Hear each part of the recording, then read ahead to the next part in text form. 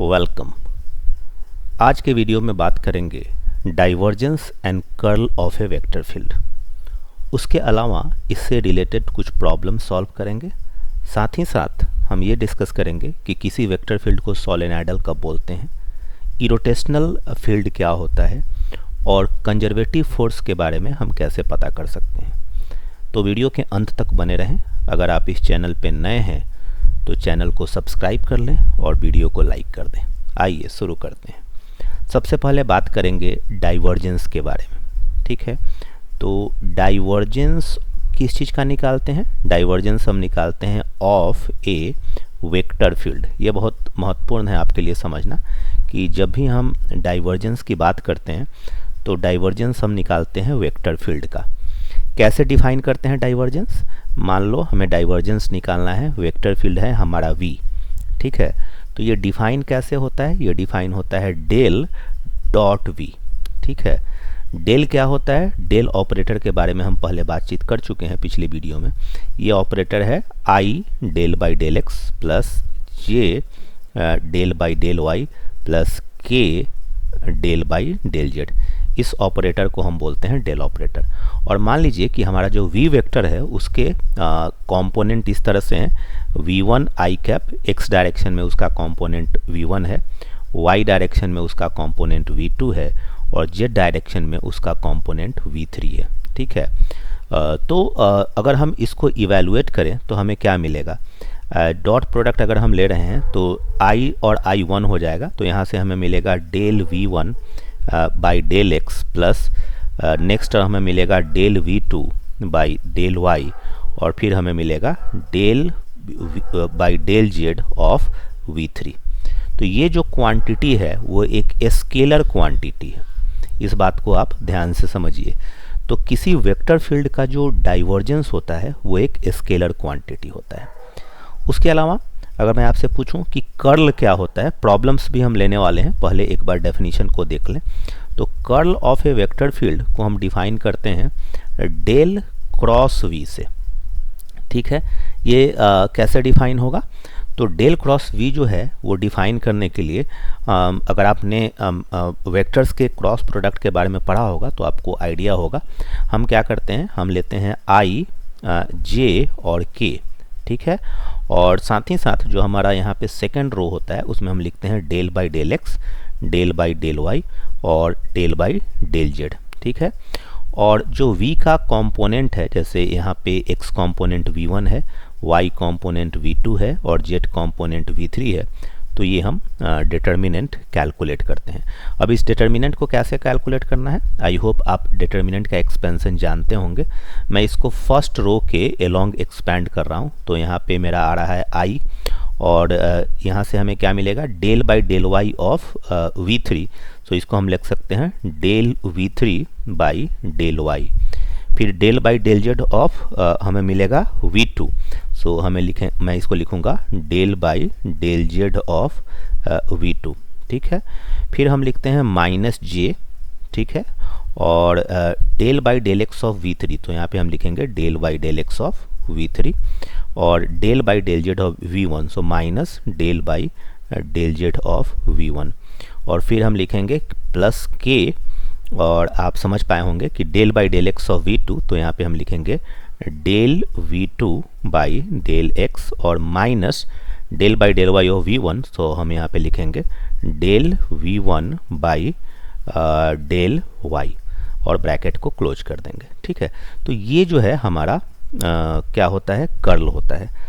तो डाइवर्जेंस और कर्ल अगर हम समझ पाए हैं तो आइए कुछ प्रॉब्लम सॉल्व करते हैं ताकि हमारा कॉन्सेप्ट इससे क्लियर हो जाए। तो जो सबसे पहला प्रॉब्लम है कि find the divergence of vector field. ठीक है, तो यहाँ पे आप देख पा रहे हैं कि ये जो दिया गया है वो एक वेक्टर के फॉर्म में दिया गया है। तो डाइवर्जेंस हम कैसे कैलकुलेट करते हैं? डाइवर्जेंस ऑफ v निकालना है तो हम लिखते हैं डेल डॉट v। आप इसको डायरेक्ट भी लिख सकते हैं, पर चूँकि मैं आपको समझाना चाह रहा हूँ तो मैं डिटेल में लिख रहा हूँ। तो यहाँ पे मैं लिखूँगा i डेल क्या होता है? Del by del x plus j del by del y and plus k और डेल बाई डेल जेड। ठीक है, और हमारा जो वेक्टर है वो यहाँ पे तो वो क्या है? वो है x square y square minus z cube i plus 2xyzj and plus e to the power xyzk। ठीक है, तो अब आप इसका अगर डॉट प्रोडक्ट लेंगे यहाँ पे तो क्या होगा, यहाँ से आपको मिलेगा del by del x of v1। आप इसको डायरेक्ट भी लिख सकते थे पर मैंने आपको समझाने के लिए लिखा, तो आप लिख रहे हैं del by del x of v1 जो कि है x square y square minus z cube. फिर आप लिखेंगे del by del y of v2 so जो कि हमारा है 2xyz। और फिर जो थर्ड टर्म है आपका वह है del by del z of e to the power xyz। अब पार्शियल डेरिवेटिव आपको पता होगा कि अगर इसको डिफरेंशिएट करेंगे partially with respect to x तो एक्स स्क्वायर का डेरिवेटिव आपको आएगा 2x और वाई स्क्वायर तो कांस्टेंट होता है तो यहाँ से मिलेगा आपको 2xy स्क्वायर। बाकी x का अगर x जेड क्यूब को x के रिस्पेक्ट में पार्शियली करेंगे तो 0 हो जाएगा। Del by del y of this तो यहाँ से क्या आ जाएगा आपको, यहाँ से आ जाएगा 2xz। और अगर आप इस चीज़ को डिफरेंशिएट करेंगे z के रिस्पेक्ट में पार्शियली तो e to the power xyz का डेरिवेटिव होगा e to the power xyz। फिर xy जोड़ को आप z के रिस्पेक्ट में करेंगे तो आपको xy मिलेगा। तो ये जो आपको क्वांटिटी मिल रहा है वो कि एक स्केलर क्वांटिटी है और ये आपका divergence of vector field v है। ठीक है, अगर हम इसी प्रॉब्लम के लिए अगर आपको पूछें कि आप कर्ल कैलकुलेट करिए कि curl of vector field v क्या होगा, तो कर्ल ऑफ v का फॉर्मूला भी आप जान चुके हैं। आप कैसे निकालेंगे, यहाँ पे लिखेंगे आप i कैप, यहाँ पे लिखेंगे आप j कैप और यहाँ पे लिखेंगे आप k कैप। i के नीचे लिखेंगे del by del x, j के नीचे लिखेंगे डेल बाई डेल वाई और k के नीचे लिखेंगे डेल बाई डेल जेड। और फिर जो इसका x कंपोनेंट है यानी कि x डायरेक्शन में जो कंपोनेंट है उसको लिखेंगे x square y square minus z cube. y axis के डायरेक्शन में जो कंपोनेंट है 2xyz और z एक्सिस के डायरेक्शन में जो कंपोनेंट है e to the power xyz। तो इसको आपने लिख दिया। ठीक है, अब आप इसको एक्सपैंड करेंगे तो i, और मैं इस बार आपको लिख के बताता हूँ पर आप डायरेक्टली भी लिख सकते हैं। तो ये रो गायब हो जाता है, ये कॉलम गायब हो जाता है। Del by del y of e to the power xyz आप लिखेंगे, तो del by del y of e to the power xyz minus del by del z of del by del z of 2xyz। आपका ये bracket हो गया close i के along. फिर आप माइनस जे कैप करेंगे, ठीक है, और del by del x of e to the power xyz आपको लिखना पड़ेगा। तो मैंने लिखा del by del x of e to the power xyz and minus del by del z of आपको लिखना पड़ेगा एक्स स्क्वायर, ये जो टर्म है x square y square minus z cube. ठीक है, ब्रैकेट हो गया क्लोज। और फिर आप के अलोंग लिखेंगे तो लिखेंगे प्लस के कैप और यहाँ पे आपको क्या आएगा del by del x of 2xyz, so del by del x of 2xyz और minus del by del y of x square y square minus z cube. तो अगर आप प्रैक्टिस कर लें तो ये स्टेप आपको लिखने की ज़रूरत नहीं है, आप डायरेक्ट लिख सकते हैं। तो आई कैप तो आपका एज सच हो गया। अब आपको इसको डिफ्रेंशिएट करना है वाई के रिस्पेक्ट में पार्शियली, तो e to the power xyz का डेरिवेटिव तो वही होगा, पर xyz को जब आप y के रिस्पेक्ट में करेंगे तो यहाँ से आएगा xz और e to the power xyz। I hope कि आप ये समझ पाए। और del by del z of 2xy करेंगे तो यहाँ से आपको आएगा minus 2xy minus j cap. अब आप इसको करिए तो again e to the power xyz आपको देगा e to the power xyz और xyz को विथ रिस्पेक्ट टू x करेंगे तो आएगा yz। तो यहाँ से आपको आ गया yz e to the power xyz।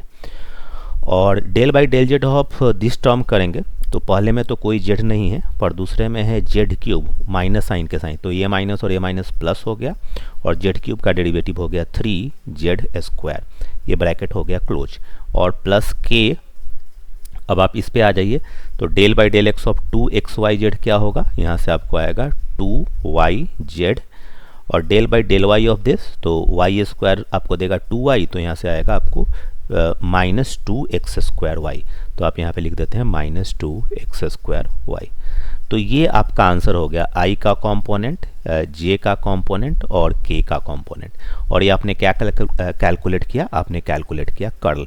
तो अभी तक हमने वीडियो में क्या सीखा कि कोई भी अगर वेक्टर फील्ड दिया हो तो हम डाइवर्जेंस कैसे कैलकुलेट कर सकते हैं और हम कर्ल कैसे कैलकुलेट कर सकते हैं। आई होप कि आपको कोई डाउट अभी तक नहीं है। तो आगे वीडियो में मैं एक इम्पॉर्टेंट प्रॉब्लम के बारे में डिस्कस करने वाला हूं, और ये एक बहुत ही इम्पॉर्टेंट रिजल्ट है कि कर्ल ऑफ ग्रेडियंट। तो किसी भी स्केलर फील्ड का, अगर आपके पास एक स्केलर फील्ड f हो और उसका आप ग्रेडियंट निकालते हैं, तो वो क्या होता है, gradient of a scalar field एक वेक्टर क्वांटिटी होता है, ए वेक्टर क्वांटिटी। और इस वेक्टर क्वांटिटी का कर्ल अगर आप निकालते हैं, यानी कि डेल निकालते हैं, del cross of del f, तो ये जो क्वांटिटी होता है वो 0 के बराबर होता है। तो इसको आप याद रखें। इन केस अगर आप इसको प्रूफ करना चाहते हैं तो आप इसको प्रूफ कर सकते हैं।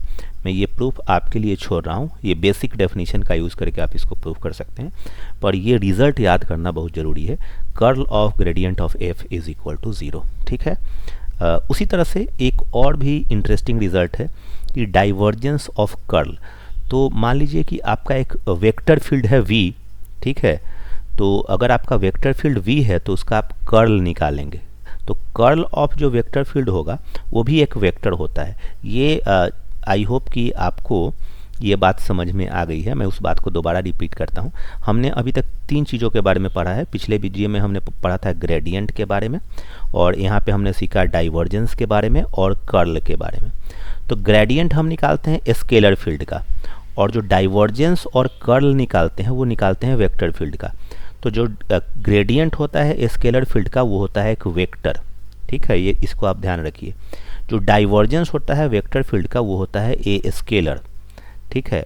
और जो कर्ल होता है वेक्टर फील्ड का वो भी एक वेक्टर होता है, ठीक है। तो अगर हमारे पास वेक्टर फील्ड v है तो उसका जब हम कर्ल निकालेंगे तो एक वेक्टर होगा, और फिर उस वेक्टर का जब हम डाइवर्जेंस निकालेंगे, divergence of curl of v, तो वो 0 के बराबर होता है। तो ये 2 रिजल्ट आपको ध्यान में रखना चाहिए। इन केस आप इसको प्रूफ करना चाहते हैं तो प्रूफ करने की कोशिश कर सकते हैं। अब कुछ इंटरेस्टिंग रिमार्क्स हैं जो कि आप समझ लीजिए। सबसे पहला ये है कि let v denote the velocity of a fluid in a medium. v क्या डिनोट करता है, velocity of a fluid in the medium. And if divergence of v is equal to 0 then the fluid is said to be incompressible. तो अगर आपसे ये पूछे कि कोई फ्लूइड का वेलोसिटी दे दे और आपसे पूछे कि क्या ये इनकॉम्प्रेसिबल है, तो इसको आप कैसे निकालेंगे। ये जो निकालने के लिए आपको उस वेक्टर फील्ड का, यानी कि जो वेलोसिटी वेक्टर है उसका डाइवर्जेंस निकालना पड़ेगा, और अगर उसका डाइवर्जेंस 0 के बराबर हो जाता है तो आप बोलेंगे कि फ्लूइड जो है वो इनकॉम्प्रेसिबल है। उसी तरह से इलेक्ट्रोमैग्नेटिक थ्योरी के अंदर अगर किसी वेक्टर फील्ड का डाइवर्जेंस 0 हो जाता है तो उस वेक्टर फील्ड को सोलेनॉइडल बोला जाता है। तो ये 2 जो हमने आपको जानकारी दी कि 2 अलग अलग कंटेक्स्ट में। पहला कंटेक्स्ट क्या है कि अगर आप फ्लूइड डायनेमिक्स के बारे में स्टडी कर रहे हैं और फ्लूइड डायनेमिक्स में अगर आपका कोई वेलोसिटी दिया हुआ है किसी फ्लूइड का और उसका डाइवर्जेंस अगर 0 के बराबर हो जा रहा है तो उस फ्लूइड को हम बोलते हैं इनकॉम्प्रेसिबल। और इलेक्ट्रोमैग्नेटिक थ्योरी के अंदर अगर आपका कोई वेक्टर फील्ड है और उस वेक्टर फील्ड का डाइवर्जेंस 0 हो जाता है तो उस वेक्टर फील्ड को हम सोलेनॉइडल बोलते हैं, ठीक है। जो दूसरा रिमार्क है कि the word rotation is used in place of curl. तो कुछ लोग जो हैं कर्ल ऑफ v की बजाय रोटेशन ऑफ v भी टर्म यूज करते हैं। तो अगर आपको कहीं पे ये पूछा जाए कि रोटेशन ऑफ v निकालिए तो बेसिकली वो क्या आपसे पूछना चाह रहा है कि आप कर्ल ऑफ v निकालिए। और अगर किसी वेक्टर फील्ड का कर्ल जो है 0 है तो उसको हम बोलते हैं कि वो इरोटेशनल है। तो अगर आपको कोई वेक्टर फील्ड दे दे और पूछे कि प्रूव दैट ये वेक्टर फील्ड इरोटेशनल है, तो आप क्या करेंगे, उस वेक्टर फील्ड का कर्ल निकालेंगे। अगर वो 0 के बराबर हो जाता है तो आप उसको बोलेंगे वो इरोटेशनल है। जो तीसरी इंपॉर्टेंट बात है कि a force field F is said to be conservative. इसका ध्यान में रखिएगा। A force field F is said to be conservative if it is derivable from a potential function f such that f can be written as a gradient of f। The capital F, मतलब कोई force field अगर आप F को conservative बोलना चाह रहे हैं तो उसका एक तरीका तो ये है कि आप इस फोर्स फील्ड को ऐसे रिप्रेजेंट करिए कि वो किसी स्केलर फील्ड के ग्रेडियंट के बराबर में हो जाए। ये शायद आपको कन्फ्यूजिंग लग रहा होगा, इसको आप सोच सकते हैं, पर सबसे आसान तरीका ये है कि हम जानते हैं कि किसी चीज़ का कर्ल अगर निकालना है और कर्ल ऑफ एफ यहाँ पे क्या होगा, अगर एफ जो है वो ग्रेडियंट ऑफ एफ के बराबर है तो curl of gradient of F 0 के बराबर होता है, जैसा कि मैंने आपको पिछले रिजल्ट में दिखाया था कि curl of gradient of F 0 के बराबर होता है। तो अगर एफ जो है वो ग्रेडियंट ऑफ एफ के बराबर है, कैपिटल एफ, तो यहाँ पे जो कर्ल होगा ग्रेडियंट ऑफ स्मॉल एफ का वो 0 के बराबर हो जाएगा। यानी कि एक सिंपल है, अगर आप इस बात को समझने में कंफ्यूज हो रहे हैं तो आप इस बात को जस्ट इग्नोर करिए और एक चीज़ बस ध्यान में रखिए कि किसी भी फोर्स को अगर आपको कंजर्वेटिव दिखाना है तो उसका कर्ल निकालिए। क्या निकालिए? Curl of that force, right. और अगर उसका कर्ल 0 के बराबर आ जाता है तो आप उसको बोलेंगे कि एक कंजर्वेटिव फोर्स है। ठीक है, कंजर्वेटिव फोर्स के बारे में आपने फिजिक्स वगैरह में या अलग अलग जगहों पे पढ़ा होगा। तो अगर आप इस चीज़ को समझ पाए हैं तो हमारे पास दो प्रॉब्लम है। पहला प्रॉब्लम ये है कि आपको प्रूफ करना है कि ये जो गिवन वेक्टर है वो एक सोलेनॉइडल वेक्टर है। तो सोलेनॉइडल वेक्टर प्रूफ करने के लिए हमें क्या प्रूफ करना पड़ेगा? ये हमारा वेक्टर क्वांटिटी है। तो हमने अभी देखा था कि इलेक्ट्रोमैग्नेटिक थ्योरी के अंदर अगर किसी वेक्टर फील्ड को सोलेनॉइडल प्रूफ करना है तो हम उसका डाइवर्जेंस निकालते हैं, divergence of that vector field. और अगर वो 0 के बराबर हो जाएगा तो हम क्लेम करेंगे कि उसका ये जो वेक्टर फील्ड है वो एक सोलेनॉइडल है। तो डाइवर्जेंस ऑफ वी निकालने के लिए आपको पता है कि आप निकालते हो डेल डॉट वी। तो डेल डॉट वी क्या होता है? I del by del x. तो यहाँ पे आई कॉम्पोनेंट क्या है? 2x plus 3y। तो यहाँ पे लिखोगे del by del x of 2x plus 3y। मैं यहाँ पे डायरेक्ट लिख रहा हूँ क्योंकि आप पिछली प्रॉब्लम में समझ चुके होंगे। Plus del by del y of किसका लिखना पड़ेगा? जो जे कैप यानी कि जो यूनिट वेक्टर जे कैप है उसका component, that is x minus y. और माइनस, क्योंकि यहाँ पे एक माइनस क्वांटिटी है, तो del by del z of x plus y plus z. अगर आप इसको इवेलुएट करेंगे तो आपको क्या मिलेगा? Del by del x of 2x 2 के बराबर होता है, del by del y of minus y minus 1 के बराबर होता है, और del by del z of Z जो होता है वो माइनस 1 के बराबर होता है। तो ये 0 के बराबर हो गया। तो इसका मतलब क्या हो गया कि इसका मतलब डाइवर्जेंस ऑफ v 0 के बराबर है। So this implies that v is a solenoidal, v is a solenoidal. तो बहुत ही आसान तरीके से हम किसी भी वेक्टर फील्ड को सोलेनॉइडल प्रूव कर सकते हैं। उसी तरह से अगर हमें ये प्रूव करना हो कि ये एक इरोटेशनल वेक्टर है, तो जैसा कि आपने डेफिनेशन में देखा था कि किसी भी वेक्टर फील्ड को अगर हमें इरोटेशनल प्रूव करना है तो उसका कर्ल ऑफ v हम निकालेंगे, और अगर कर्ल ऑफ v 0 के बराबर हो जाता है तो हम बोलेंगे कि वो जो वेक्टर फील्ड है वो इरोटेशनल है।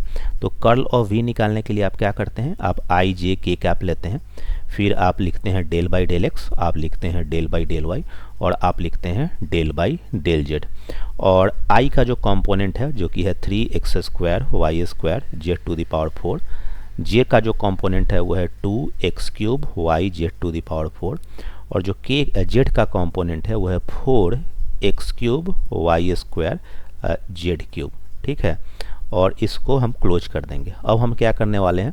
इसको इवेलुएट करेंगे। इस बार मैं डायरेक्ट लिख रहा हूँ। तो i del by del y of a, तो मतलब ऐसे हम इवेलुएट करते हैं ना। तो डेल बाई डेल वाई अगर इसका निकालना है तो वाई स्क्वायर का तो डेरिवेटिव कितना होता है? 2y, तो ये हो जाएगा 8 2 into 4 8 x cube y z cube. और डेल बाई डेल जेड हम निकालेंगे तो जेड टू द पावर 4 का आएगा 4 जेड क्यूब, तो 4 इंटू 2 हो जाएगा -8 x cube y and z cube.